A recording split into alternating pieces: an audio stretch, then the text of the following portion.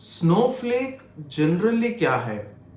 Snowflake एक ऐसा platform है जहां आप अपने जो क्वेरीज है, जहां आप एसक्यूएल सर्वर में या आप उसको डेटा ट्रांसफॉर्मेशन के लिए इस्तेमाल करते हैं या आप किसी डेटा स्टोरेज के लिए इस्तेमाल करते हैं या उसमें आप कुछ क्वेरीज लिख के जो है कुछ स्पेसिफिक डेटाबेस को आप होल्ड करना चाहते हैं। तो एसक्यूएल सर्वर जो है वो आपका जो लोकल मशीन है उसमें आप उसको एक हार्डवेयर की तरह, मतलब मैं ये कह रहा हूं कि आपको इंस्टॉल करना पड़ेगा। जब आप जाके जो है एसक्यूएल सर्वर हो या माई सीक्वल हो या कुछ भी हो, वहां आप उस तरह उसको इस्तेमाल करते हैं। लेकिन स्नोफ्लेक जो है वही क्वेरीज आप ये क्लाउड बेसिस में आप करते हैं। ठीक है, तो कंप्यूटिंग के बेसिस पे हम इसको जनरली इस्तेमाल करते हैं। और अगर मैं स्पेसिफिकली बात करूं, और स्नोफ्लेक की खासियत ये है कि ये जो भी हमारे पास मार्केट में जो डिफरेंट क्लाउड प्लेटफॉर्म्स है, जैसे आप लीजिए माइक्रोसॉफ्ट अज्योर का, आप लीजिए अज्योर ब्लॉब स्टोरेज, या आप अगर लीजिए AWS का S3 बकेट और इसी तरह GCP, ये सारे स्टोरेज जो क्लाउड स्टोरेजेस है उनसे ये जो है आसानी से इंटीग्रेट होता है। तो हम क्या करते हैं जनरली, कोई भी डेटा को या कोई भी फाइल को जब हम हमारे लोकल मशीन से कोई भी क्लाउड प्लेटफॉर्म में, चाहे वो माइक्रोसॉफ्ट अज्योर हो, चाहे वो AWS हो, चाहे वो GCP हो, उसमें जब हम जाके कुछ पर्टिकुलर फाइल्स को, कुछ CSV फाइल हो, एक्सेल फाइल हो, CSV हो, PDF हो, कुछ भी प्रकार का फाइल हो, जो भी हम उसमें अपलोड करते हैं, वहां से जो डेटा है वो वहां से लाकर हम लोग जो है स्नोफ्लेक में क्या करेंगे, वहां हम जो है उसको कॉपी कमांड करके यूज करके जब हम उस डेटा को यहाँ कॉपी करके वहां पे है डेटा ट्रांसफॉर्मेशन करते हैं। तो ये जो है ये एक लंबा प्रोसेस है।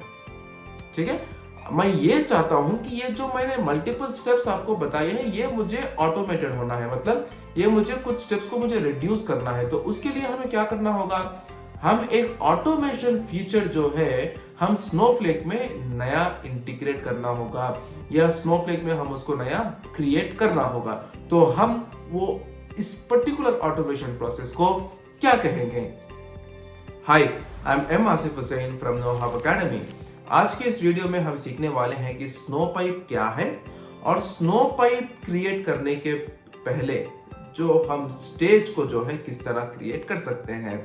अगर आप इस वीडियो को अंत तक देखेंगे तो आपको स्नो पाइप क्या है, एक टेबल को किस तरह क्रिएट कर सकते हैं, एक फाइल फॉर्मेट ऑब्जेक्ट को किस तरह क्रिएट कर सकते हैं, उसके साथ साथ स्टेजेस क्या है उसको हम किस तरह क्रिएट करेंगे, ये सारी चीजें आपको जानने को मिलेंगी। तो स्नो पाइप क्या है? जनरली जब हम ये वर्ड स्नो पाइप का इस्तेमाल करते हैं, ये ऑटोमेटिकली डेटा लोडिंग प्रोसेस है। इसका मतलब ये है, जब से मैं आपको पहले ये बताया था कि हम स्नोफ्लेक में क्या करेंगे, कोई भी क्लाउड प्रोवाइडर, मतलब कोई भी क्लाउड स्टोरेज, चाहे वो माइक्रोसॉफ्ट अज्योर का ब्लॉब स्टोरेज हो या वो AWS का S3 बकेट हो या वो GCP हो, एनी ऑफ दीस थ्री, मतलब कौन से भी इस तीन से हम जो भी डेटा हम फाइल्स या कुछ भी हम फोल्डर में आप अपने S3 बकेट में या ब्लॉब स्टोरेज में रखते हैं, तो वहां से जब हमें डेटा लाना होता है तो हम क्या करेंगे, स्नोफ्लेक में उसका URL लोकेशन वगैरह डाल के जो है हम वहां से कॉपी कमांड का इस्तेमाल करके हम डेटा को लोड करते हैं। तो ये काम हमें रिड्यूस करने के लिए, ये स्टेप्स को हमें कुछ रिड्यूस करने के लिए हम क्या करते हैं, हम एक स्नो पाइप को क्रिएट करते हैं। तो स्नो पाइप क्या करेगा, जब भी आपका फाइल, जब भी आपका डेटा ये पर्टिकुलर AWS का S3 बकेट या माइक्रोसॉफ्ट अज्योर का ब्लॉब स्टोरेज या GCP में लोड होगा, ऑटोमेटिकली वो डेटा क्या होगा, आपका जो डेटाबेस है स्नोफ्लेक में, उस डेटाबेस में वो डेटा जो है ऑटोमेटिकली लोड होगा। तो आपको यहां से ज्यादा और मेहनत करके 4-5 स्टेप्स और स्नोफ्लेक में क्वेरी ज्यादा लिख के जो है डेटा वहां से कॉपी करके यहां लाने की जरूरत नहीं है। तो स्नो पाइप हम क्या करेंगे, एक ऑटोमेटिकली डेटा लोडिंग प्रोसेस है।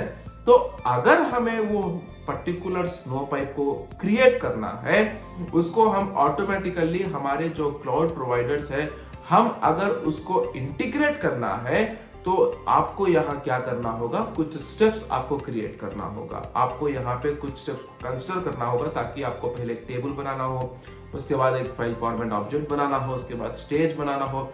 ऐसे बहुत सारी चीजें हैं जो आज हम इस वीडियो में सीखेंगे। तो पहले हम क्या करेंगे, आप यहाँ पे देख सकते हैं कि मैं पहले यहाँ पे क्या कर रहा हूं, यहाँ पे मैं एक टेबल को क्रिएट कर रहा हूं।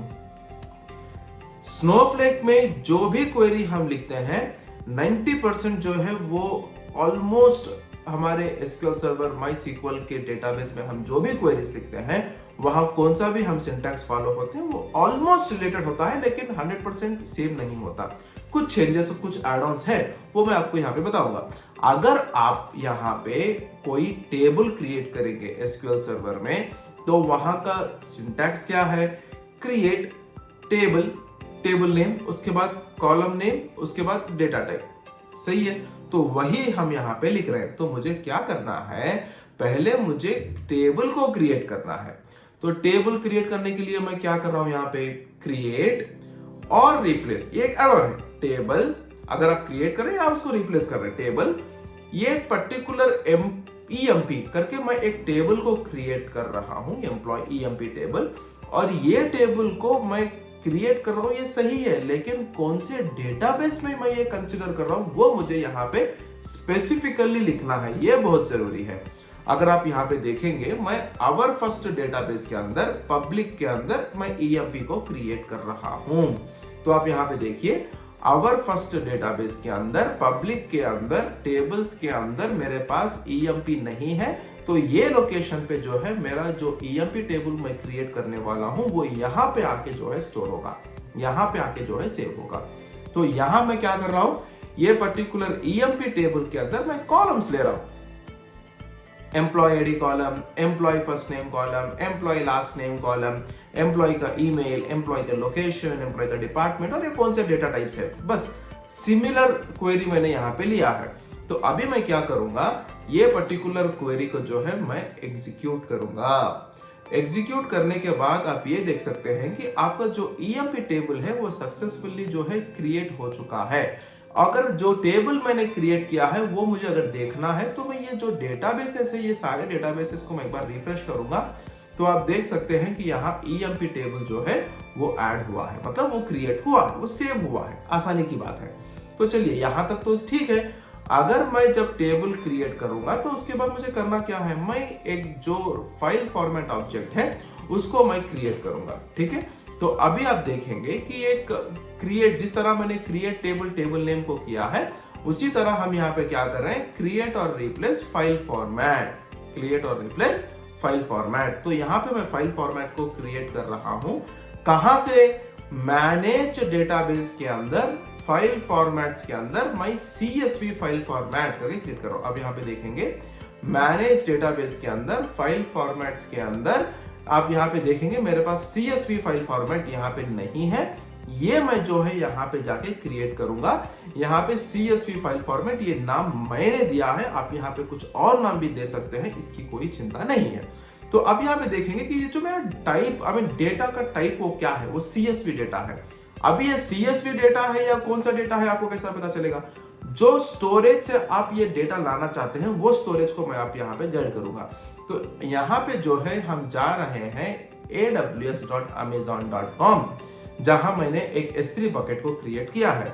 आप यहाँ पे देखेंगे मैंने एक S3 बकेट को क्रिएट किया है ऑलरेडी, और ये जो पर्टिकुलर S3 बकेट है जो मेरा क्लाउड का स्टोरेज है AWS में। ठीक है, तो इसके अंदर क्या है आप देख सकते हैं कि ये मेरे पास 3 बकेट्स है, 3 बकेट्स।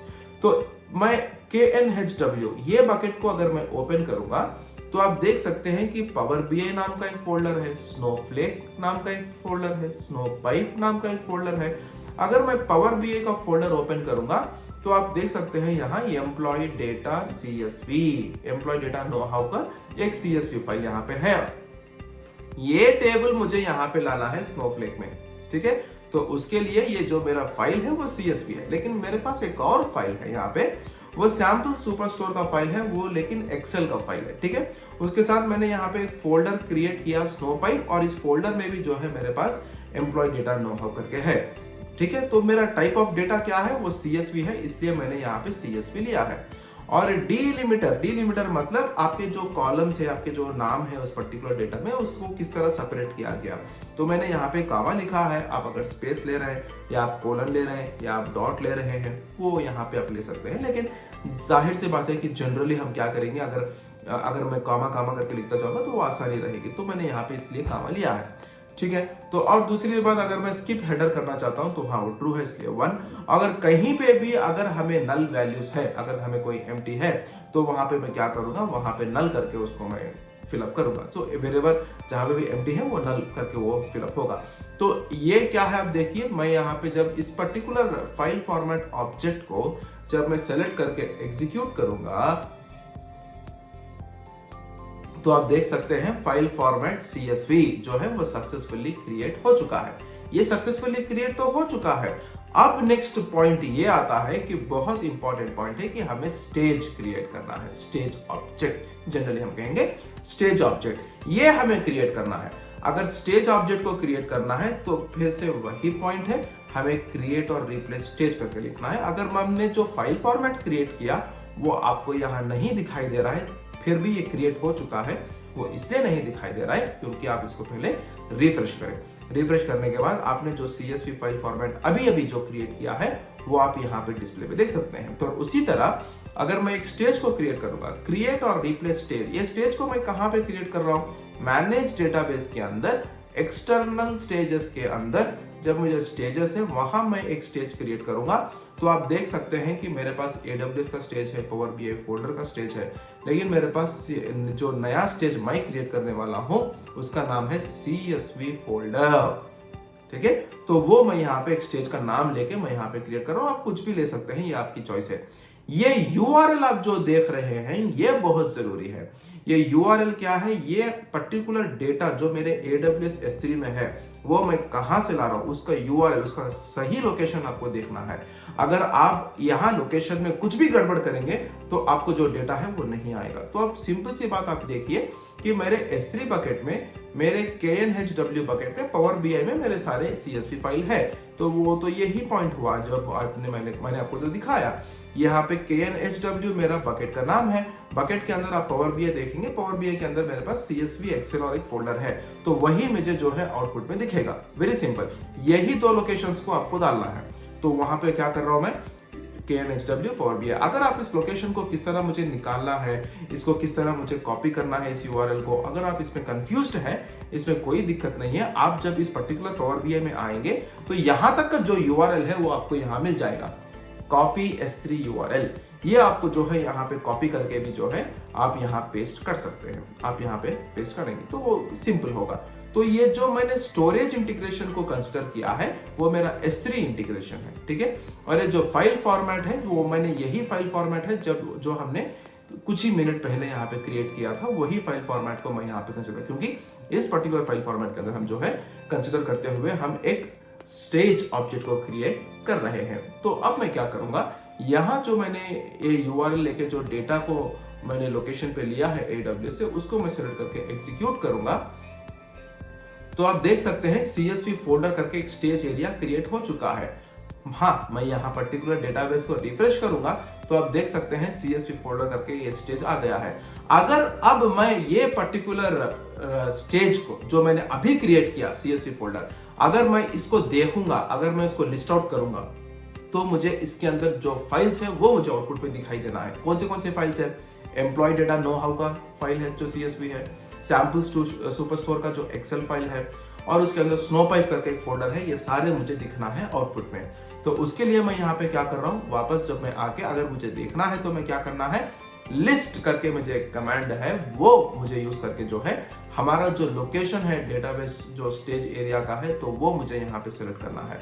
अगर मैं इस सारे लिस्ट को जो मैनेज डेटाबेस में इसको एग्जीक्यूट करूंगा तो आप देख सकते हैं हमारा क्वेरीज हमने जो भी लिखा है वो सक्सेसफुली एग्जीक्यूटेड है। तो आप देख सकते हैं कि इसके अंदर क्या है, पहले हमारे पास एक एम्प्लॉय डेटा जो नो हाउ का है वो इस CSV फाइल में है। हाँ, हमारे पास एक सैम्पल सुपरस्टोर जो एक्सेल फाइल है, हाँ वो भी मेरे पास है। और उसके बाद आप देख सकते हैं मेरे पास एक फोल्डर है स्नो पाइप, और ये फोल्डर के अंदर मेरे पास एक employee data know how employee data का एक CSV फाइल है। वो सारे जो है मैंने लिस्ट आउट किया है। तो यहां तक सही है। तो हमने क्या किया, हमने इसको लिस्ट आउट किया, हमने स्टेज बनाया, हमने फाइल फॉर्मेट ऑब्जेक्ट को किया। तो जब भी आप स्टेज ऑब्जेक्ट को बनाना चाहते हैं, इसके पहले आपको इतने सारे स्टेप्स को कंसीडर करना होता है। टेबल को बनाना है, फाइल फॉर्मेट ऑब्जेक्ट को बनाना है, उसके बाद जो है आपको स्टेज एरिया को बनाना है या स्टेज ऑब्जेक्ट को बनाना है। हाँ, इसके बाद हम क्या करेंगे, इसके बाद हम आगे जो है हम स्नो पाइप को क्रिएट करेंगे, वो हम धीरे धीरे सीखेंगे। तो आज के इस वीडियो में हमने क्या सीखा है, स्नो पाइप क्या है, AWS S3 बकेट में से हम जो है अपना URL को हम किस तरह कॉपी कर सकते हैं, और उसी तरह एक स्टेज ऑब्जेक्ट को हम किस तरह क्रिएट कर सकते हैं। Thank you for choosing Knowhub Academy as your source for knowledge. अगर आपको इस वीडियो से कुछ भी प्रश्न हो तो आप इस वीडियो के कमेंट सेक्शन में आप अपना प्रश्न पूछ सकते हैं, ताकि हम उसका जवाब दे सकें। धन्यवाद।